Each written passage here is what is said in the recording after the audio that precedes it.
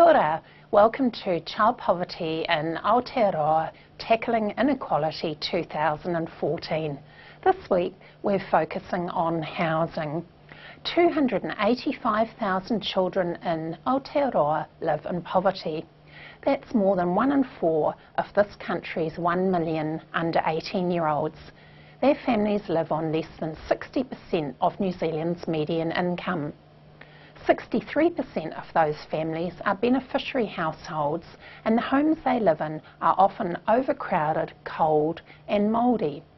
A report last week by the OECD ranked New Zealand's house prices as the second worst in the developed world on a price-to-income ratio. On a rent-to-income ratio, they came out as the most overpriced. The document said that, relative to rents, house prices in Aotearoa are 70% too high. Our house prices are rising at 8.2% annually, the highest rise in the OECD. A Salvation Army report released in November last year, entitled "Give Me Shelter," said that demand for housing assistance was related to levels of unemployment and benefit receipt. The paper called for a new vision for housing and said that housing policy could be seen as not just being about providing houses, but about building safe and sociable neighbourhoods and communities. On the program this week, we'll talk to a school nurse about the wraparound services provided to students at her college.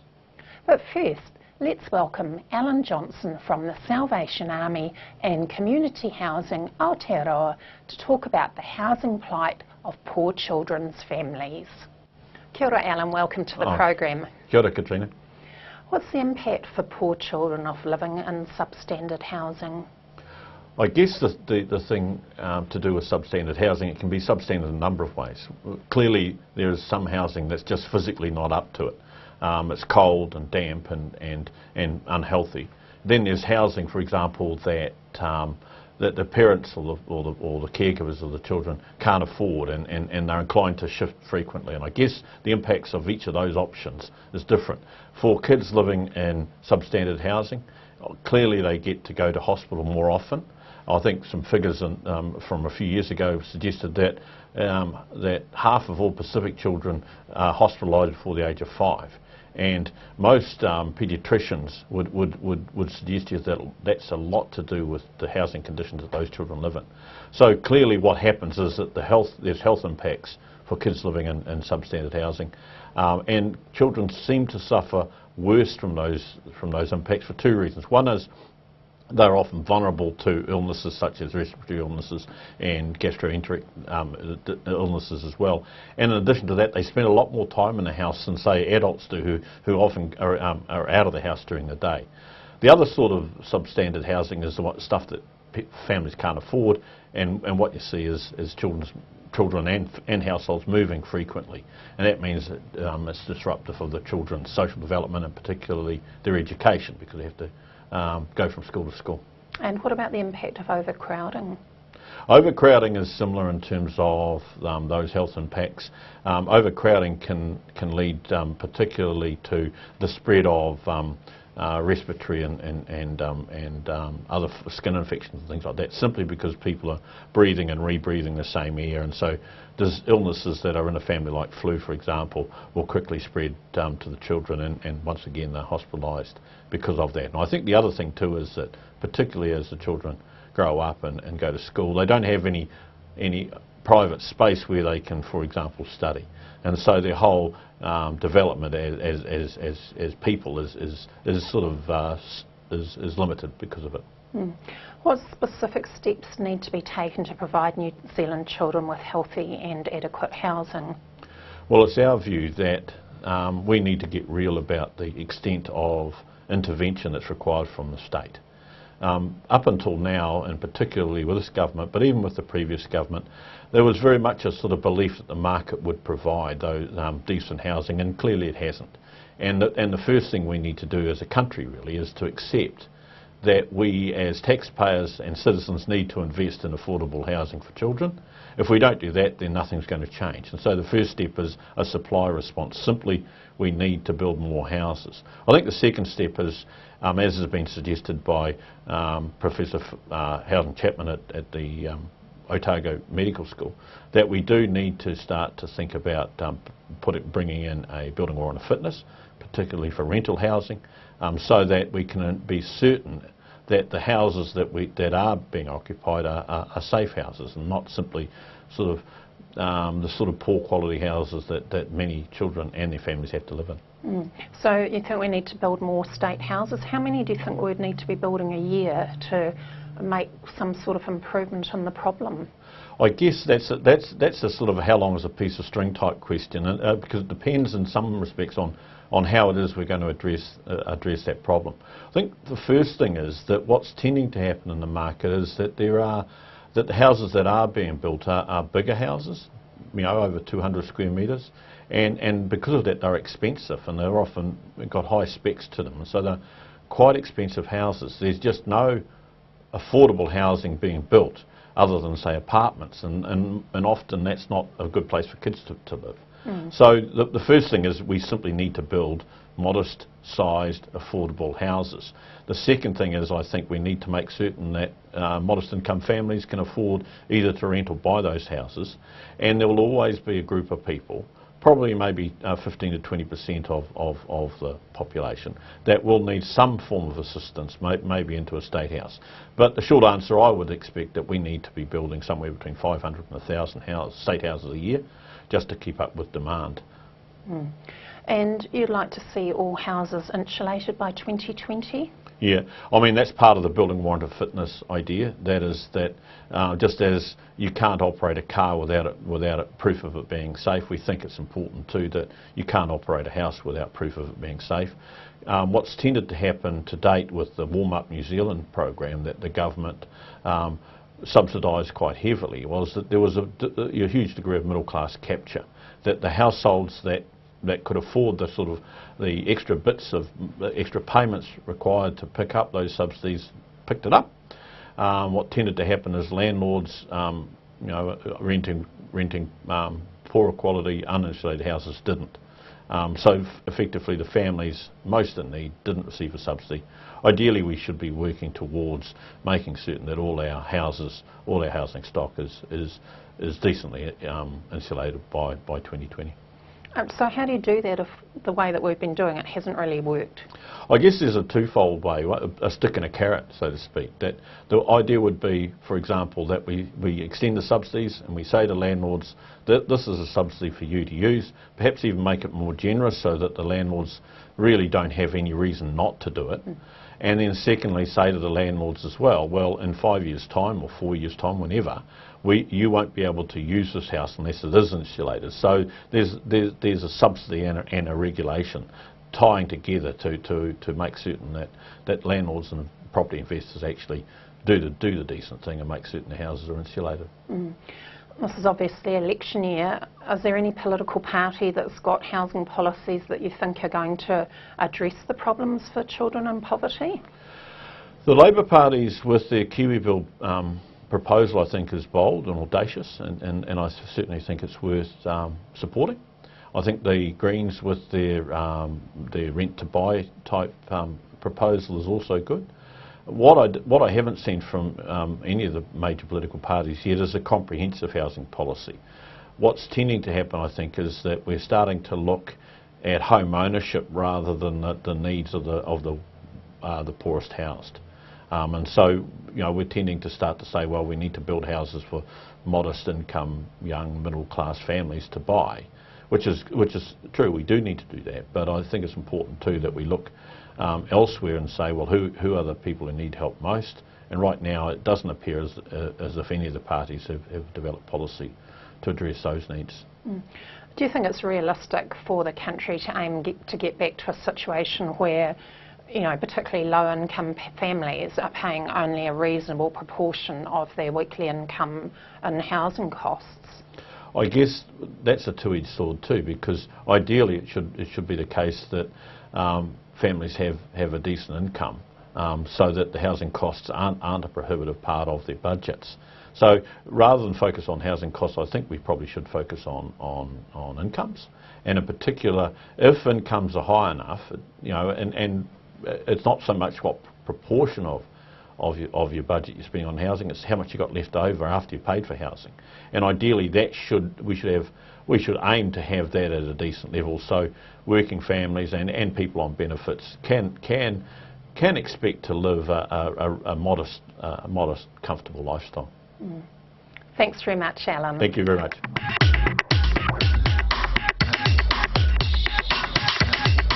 Now it's time for the Child Poverty Win of the Week. The Spirit Level authors, Professors Kate Pickett and Richard Wilkinson, were in Auckland last week to deliver the annual Rob Lectures at the University of Auckland. The academics delivered talks about the causes, effects and solutions to inequality over 3 nights. Packed lecture halls greeted the researchers every night, with more than 1,000 people attending the first seminar and 1,200 turning out to hear the final talk, focusing on solutions to inequality. The high attendance shows New Zealanders are concerned about inequality and want to tackle it. The 2 professors said they hope that in 20 years, greed and excessive accumulation of wealth would become unacceptable in the same way as racism and sexism were now generally unacceptable. Now let's speak to Mangere College nurse Heather Laxon about the health and social services provided to students at the South Auckland Secondary School. Kia ora, Heather, welcome to the program. Hi, Katrina. Tell us about Mangere College. What are the needs of the students and their families? Look, I think Mangere College is in South Auckland. It's in an area where there's a lot of deprivation. It's a Decile 1 school, so that means it's in an area of the lowest deprivation of any school can be in New Zealand. I think the needs there are pretty much the same as other needs in terms of people need access to good health care, they need access to good and affordable housing, they need access to work and jobs. And they also need to have access to community, and a sense of community where they live. Yeah, and good education as well. Of course, that's our business at Mangere College, is about education. But those are the needs that I see, particularly in Mangere College. I think too that adolescents are actually a quite different age group from other age groups, and some of their needs differ slightly. In particular with healthcare, they need access to healthcare that they see as youth friendly, that where things are confidential and where they can easily access it. And I think that's a particular thing of that age group. In order for them to access healthcare, they want those things in place. What kinds of deprivation do you see? Overcrowding is a real biggie. Quite often several families squashed into one house, so you can quite often find up to 15 people living in a 3-bedroom house, and that's where families have not been able to afford housing, and so have had to group together in order to afford it. Poor nutrition is a real big one.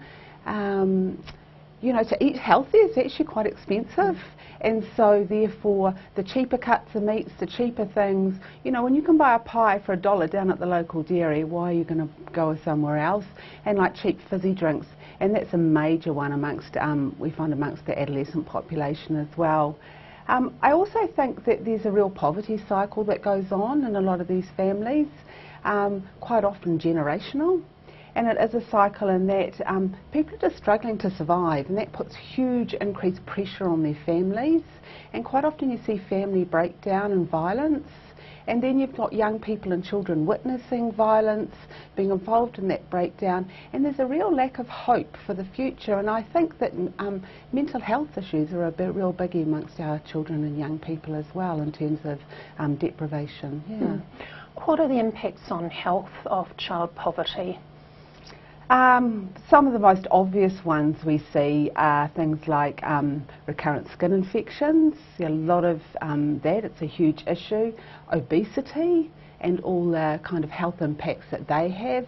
We're seeing type 2 diabetes in a much younger age group now, where it used to be a disease of older people. We're seeing it in adolescents. I think there's cold houses with poor insulation that lead to chronic lung infections, asthmatics who continuously get chest infections, so have high admission rates to hospital. And again, I think, as I said before, there's this lack of hope quite often, and we're seeing depression, a lot of depression amongst our young adolescents as well. Can you tell us about the multidisciplinary health team? Yeah, so it's made up of a variety of disciplines.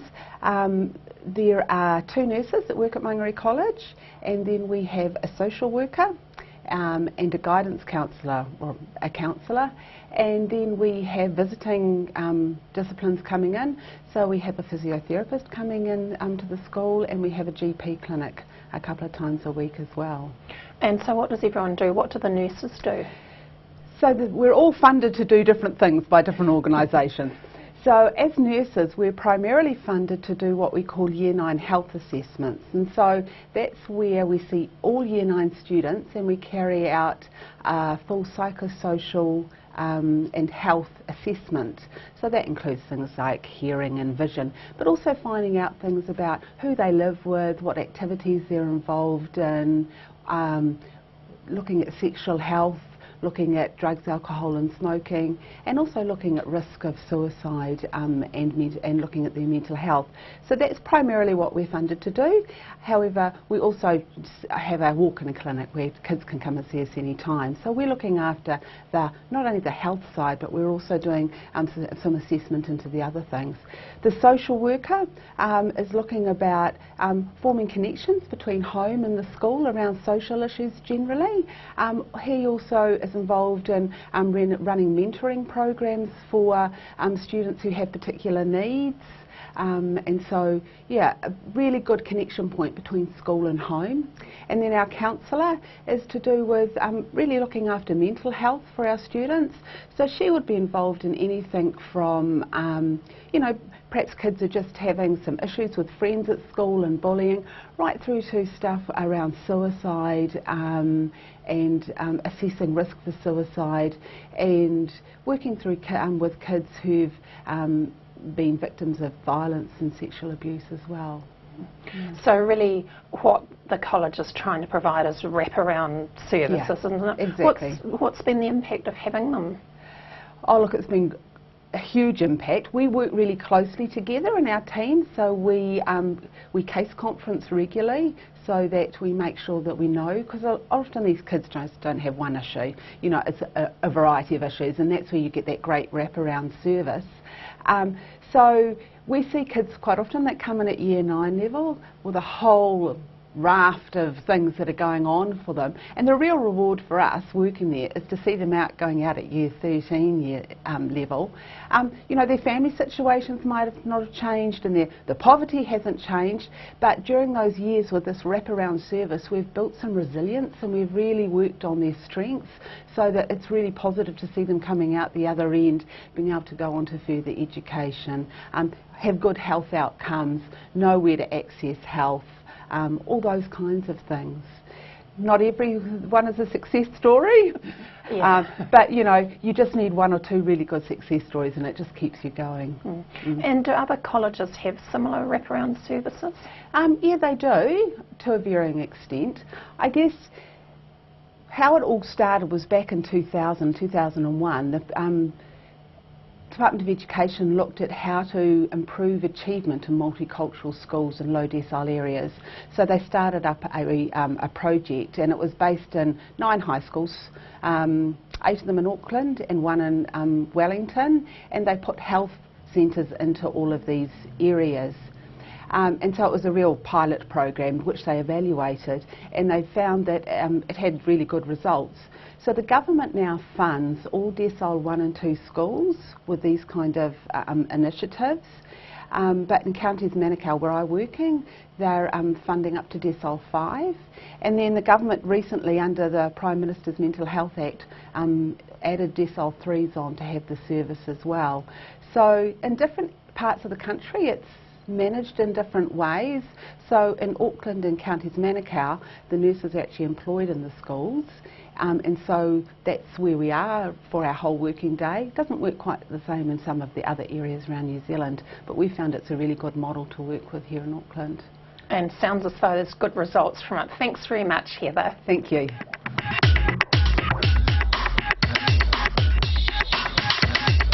Now it's time for News of the Week.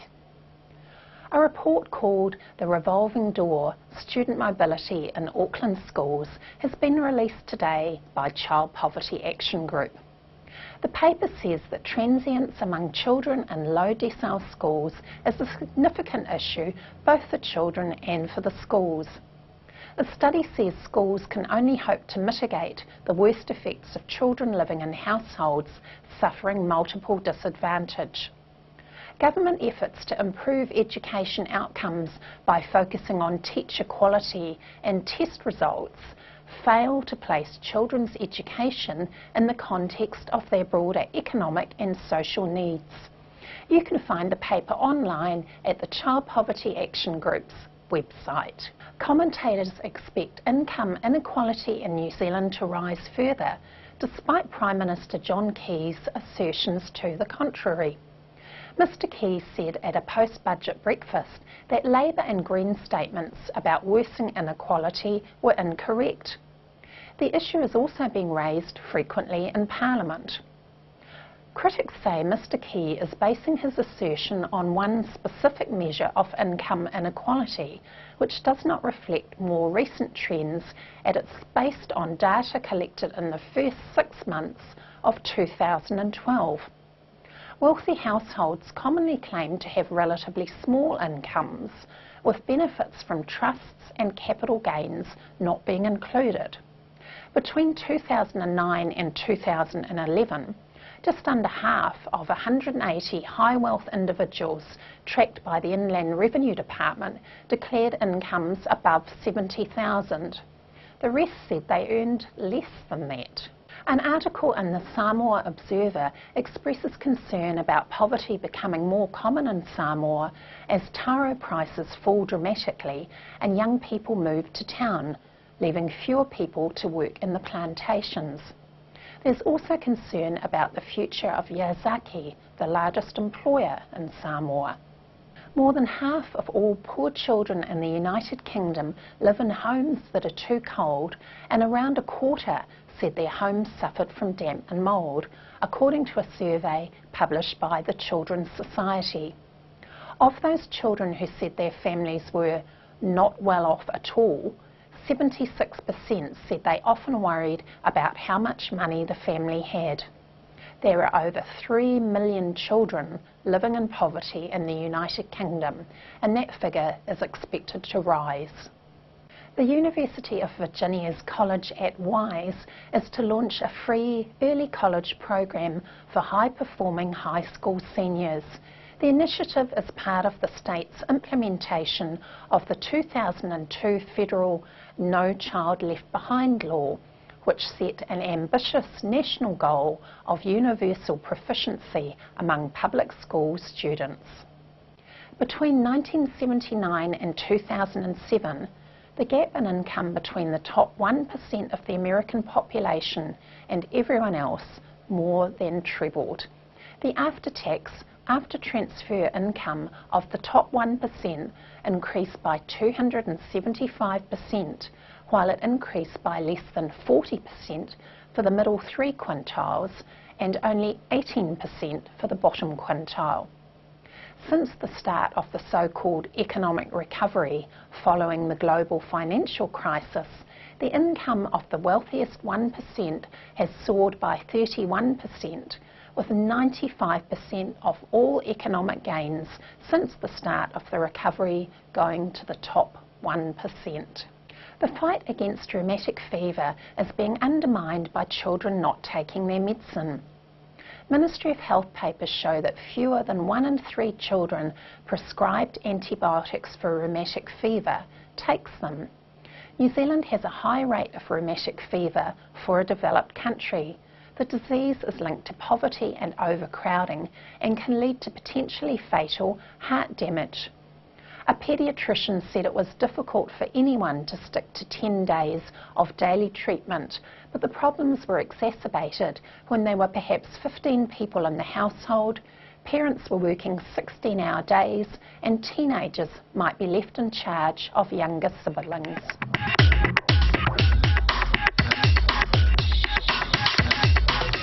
Now it's time for this week's 5 action points. As many as 30% of New Zealanders have difficulty in accessing good quality, secure and affordable housing. These problems correlate with unemployment and benefit receipt. Focusing on job creation will also assist with housing issues. Aotearoa's housing issues should be addressed in a comprehensive and extended way, starting with the agreed purpose statement that the aim of housing assistance policies is to ensure all New Zealanders have access to a secure housing of an acceptable standard which they can reasonably afford. Maximum thresholds payable under the accommodation supplement should be adjusted to the same relative levels as set in 2007. Supplementary income support programs should be used to ensure that private tenant households pay similar percentages of income for housing as do state tenants. All houses should be insulated by 2020. That's our program for this week. Join us next week when we'll look at early childhood care and education. Are children from poor families getting access to high quality early childhood care and education? What are the implications when they miss out? Thanks for watching. Ka kite anō.